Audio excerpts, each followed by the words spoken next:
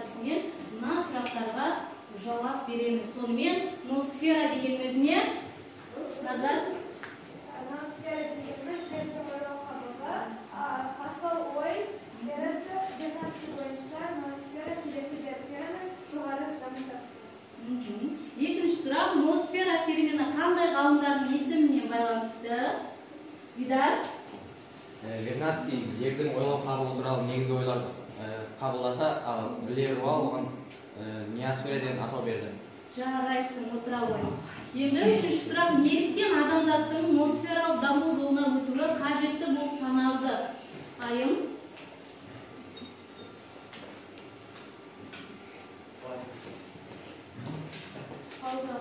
Санитарына қауіп төнді, ормандар өртенді, жерде соғыс болды, сондықтан жер қартайып, әлсірей бастады.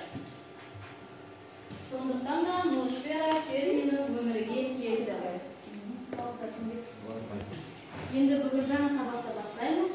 Қазақстанның ірі физикалық географиялық аудандары, қазақтың табиғи қор өнімдері, географиялық аудандардың атауы туралы танып өтеміз. Кітаптардағы 39-шы парағы. Барлығымыз аша қояйық. Енді бүгінгі сабағымыздың мақсаты Қазақстанның ірі табиғи кешендерін жоспар бойынша сипаттайды және қазақтың табиғи қор өнімдерін жіктеп, мағынасын түсіндіріп, транслитерациясын 3 түрде ұсынады. Осыған сай, осы мақсатқа жету үшін біз бүгін 3 тапсырма орындаймыз. Ол тапсырмаларды енді бағалау үшін әрқайсысына жеке-жеке парақтар атып беріп, өздерің жазып отырасыңдар. Қанша тапсырманы орындадыңдар. Әр тапсырманы мен өзім айтып отырамын, кестіріп тұрын. Әр тапсырма бір-бір балдан, сонымен 10 балдарың шығады. Картамен де жұмыс болады.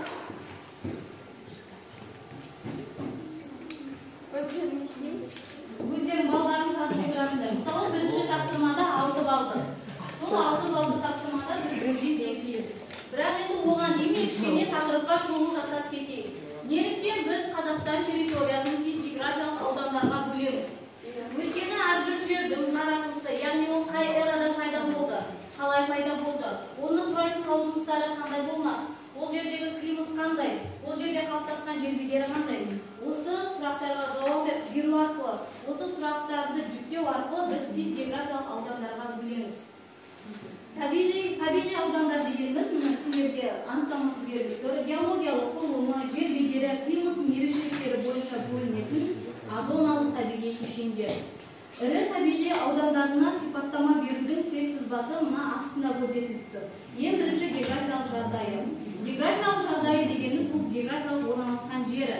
Мына жерден мына жерге дейін, солтүстігінде мына жерден оңтүстігінде мына жерге дейін деген сияқты географиялық жағдайына сипаттама береміз. Одан кейін тектоникалық негіз пайдалы қазбалар, яғни ол қай эрада пайда болды, болмаса қай қатпарлықта қалыптасты. Одан кейін жер бедерінің негізгі формалары, ол жер жазық па, жоқ әлде тау ма, әлде аласа тау болуы да мүмкін. Одан кейін климаты қандай, шолы континентті, жауын-шашынды қанша мөлшерде жауады, ол жерлерде өзендер, көлдер, мұздықтар қандай, және ол жерлерде ерекше қорғалатын табиғи аумақтар бар ма, қорықтар бар ма, саябақтар бар ма. Міне осы жоспар бойынша алдағы уақытта біз физиографиялық аудандарды сипаттама беретін боламыз. Енді қандай физиографиялық аудандар бар деген сұрақтар туындайды. Сарыарқа, 6-шы оңтүстік Сібір таулары және 7-ші тұрған орталық Азия таулары. Осы картаға қарап отырсаңдар, тек Қазақстан территориясында ғана жатқан, тек Қазақстанға ғана тиесілі нысан бұл Сарыарқа. Дәл орталықта орналасты. Ал мынау Шығыс Еуропа болсын, Тұран болсын, оңтүстік Азия таулары болсын, барлығы бірнеше мемлекеттің территориясында болғандықтан, олар шекаралық нысандар болып саналады. Енді бұл 7 нысанның өзі алып жатқан жеріне, жер бедеріне қарай 3 топқа тағы бөлінеді.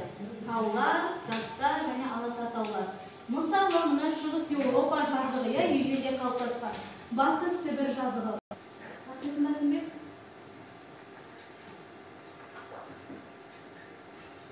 Бүгінгі сабақ бойынша жалпы шолу осындай.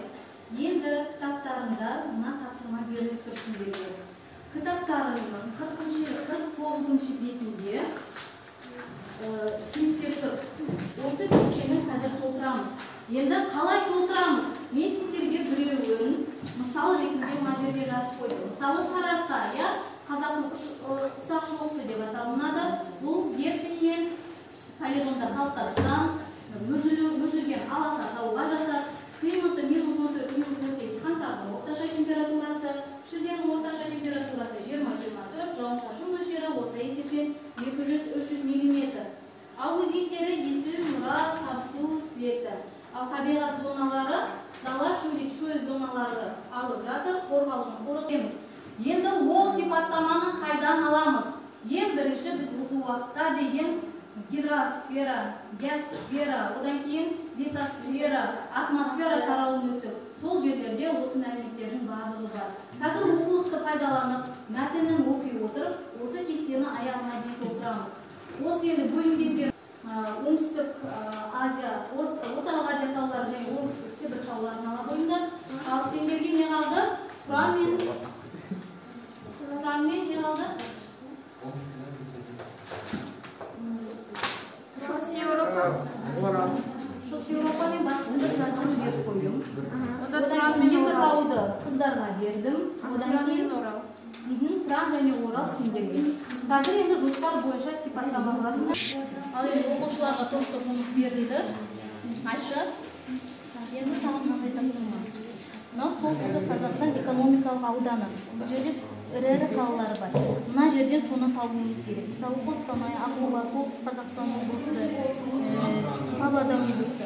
Осы жердегі ірі қалалар мына жерде белгіленіп тұр саған. Қысқаша мәтінмен. Соны мына жақта сен табуың керек. Үстіне жазуың керек. Мысалы, Нұр-Сұлтан деп. Қазір ал оқушылар сендерге берілген уақыт осымен аяқталды. Сонымен бірінші топ сендерге Шығыс Еуропа жазығы және Батыс Сібір жазығы берілген. Шығыс Еуропа жазығындағы географиялық орны ежелгі Шығыс Еуропа платформасында қалыптасқан, Қазақстанға оңтүстік-шығыс бөлігі енеді. Тектоникалық негізі және пайдалы қазбалар бізде аз тозы, бор, құрылыс материалдары, яғни құм, саз, балшық тағы да басқалар өндіріледі. Климаты құрғақ континентті, себебі оған теңіздер алыс орналасқан. Және де бізде қысы суық болады, қаңтардың орташа температурасы солтүстігінде -15 градус, оңтүстігінде -8 градус. Ал екінші топқа сендерге биік таулар берілді, иә? Оңтүстік Сібір таулары және Орта Азия таулары. Орта Азия таулары аумағы 6 миллион километр квадрат, жер бедері қиыршық тасты және құмды шөгінділермен жабылған, әртүрлі биіктікті жазықтар мен олардың қоршай орналасқан биік тау жоталарында тұрады. Орталық Азия тауы климат 50 градусқа дейін жетеді. Қаңтардың орташа температурасы -10-21 Цельсия. Шілдеде солтүстік пен орталық бөлікте 20-25 градус Цельсия. Тибет таулық қыртысында 10 градус Цельсия болады. Үшінші топқа сендерге Орал және Тұран жазығы берілді, иә? Тұран жазығы не ой Дәулет?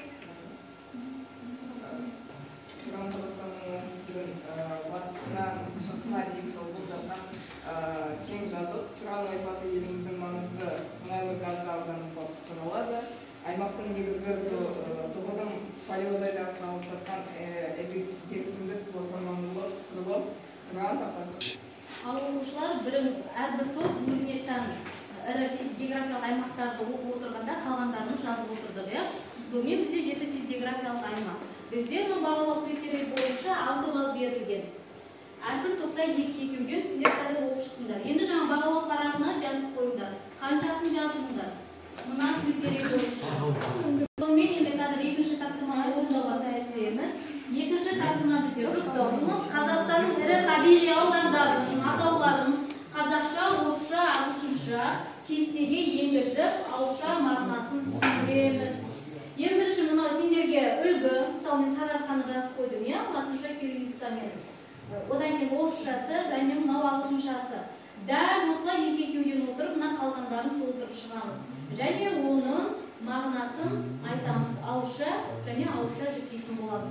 Бірінші жазбашаны бітіріп алайық, тез-тез мына кестені сызамыз. Дәптерімізге. Кестені сызамыз. Сарыарқа, Орал. Солнце встает, Айша, мына жерде. Оралдан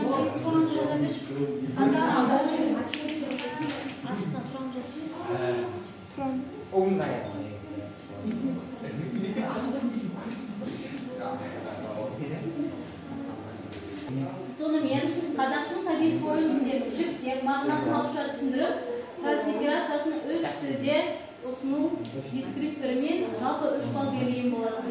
Енді сендер жазып шықтыңдар, одан кейін енді осыларды сонымен екінші тапсырмаға берілген уақыт аяқталды.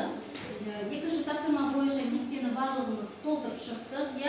Енді қандай мағына білдіреді, соны айта қояйық. Сарапқа қазақтың атасы ол өсімдіктердің сарғаюы мен оған сарапқа деген ат берді. Дұрыс айтасыз. Жіктеуіш табиғи қорымдерін Жарышшаға батыс Сібір мен шығыс Еуропа және Бұхарадан жатады. Алыс аталарға Орал мен Сарапқа, ал биік тауларға оңтүстік Сібір мен Орта Азия жатады. енді үшінші тапсырма жеке жұмыс. Осы жеңгендер өтіп жатқан жеті физикалиялық аймақты қазір енді кескін картаға түсіретін боламыз. Әрқайсымыз өзіміз орындаймыз, кескін карталарын шығара қойыңдар.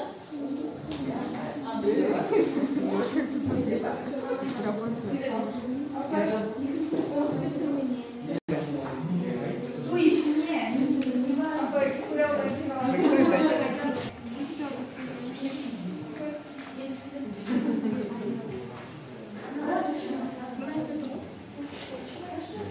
Сонымен үшінші тапсырманы мына өздеріңіз сызғандарыңды мына картамен салыстырып көріңдер.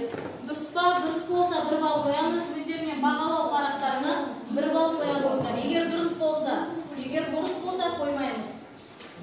Сонымен 3 тапсырмамыз аяқты беттегі 4-ші тапсырманы орындап келеміз. Осы 39-шы параграфты оқимыз. Енді рефлексияға келейік. Сендерге еркін тыңдау барысында қандай қиындықтар болды, нені түсіндіңдер, нені түсінбедіңдер? Бүгінгі сабақта табиғи аумақтың кешендері жайлы білдік, Қазақстанның ірі табиғи аудандары жайлы білдік, және олардың